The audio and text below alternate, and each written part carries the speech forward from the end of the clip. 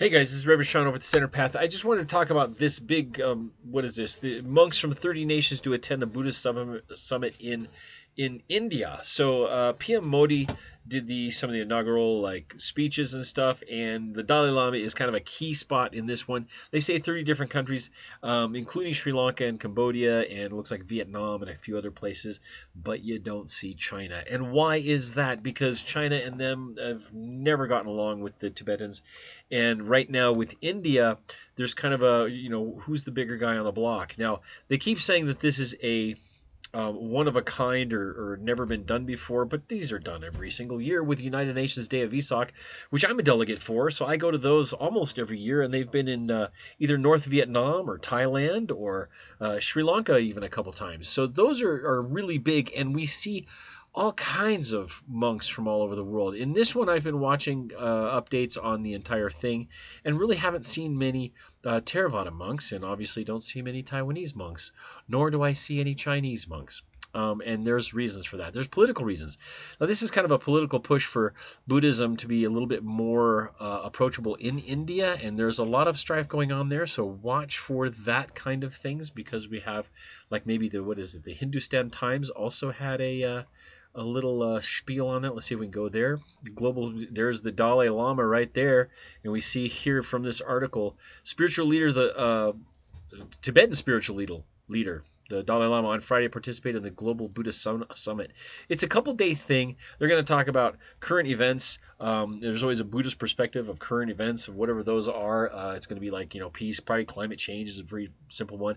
I've done presentations before on economics and things like that. It's an interesting thing. They're always really cool. I think they're trying to get a little bit of a foothold in India for these kind of things and bring more people in, because when we bring more people in, it gets more tourist dollars and things like that. I really like the United Nations Day of Vesak. It isn't promoted as well as I think it should, but we have thousands of people there.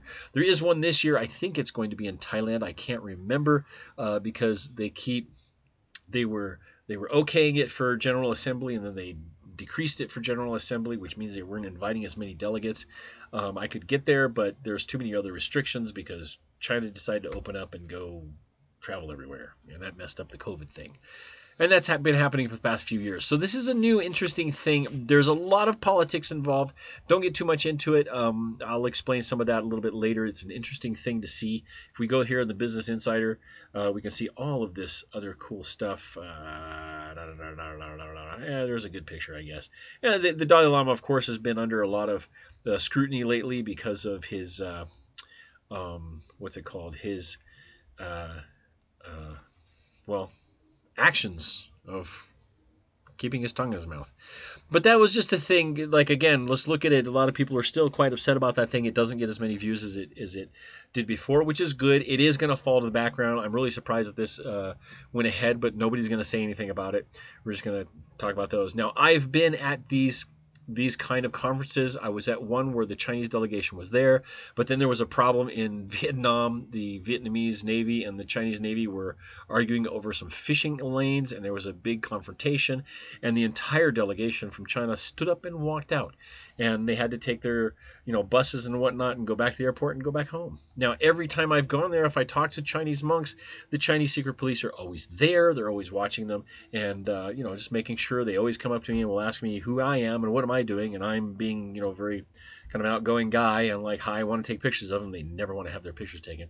They're the guys in the suits, by the way. They walk around. They have all the things, the same IDs and delegate badges and things like that, but they're generally part of a security team, and they're just watching and making sure that nobody hassles them or their delegates from China. Seen Taoist monks there as well.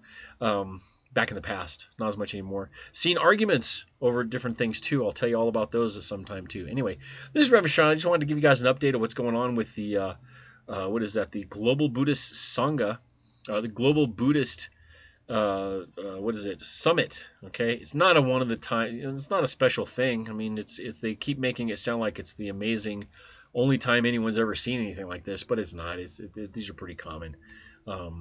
Anyway, I'm going to do more. I'm going to look at it. If you have any questions about these kind of things, let me know, and we'll go from there. This is Reverend Sean, or the Center Path. You guys take care, and I'll talk to you soon.